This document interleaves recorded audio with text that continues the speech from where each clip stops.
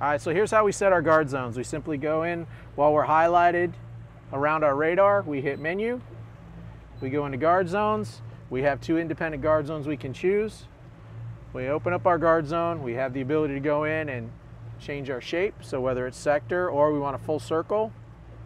If we go into adjust, you notice it now allows us to actually click and drag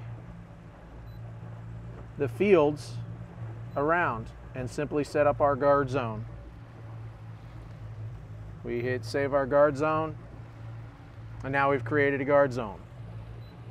We can go back into that guard zone, and also when do we want it to alarm, when a target enters or exits.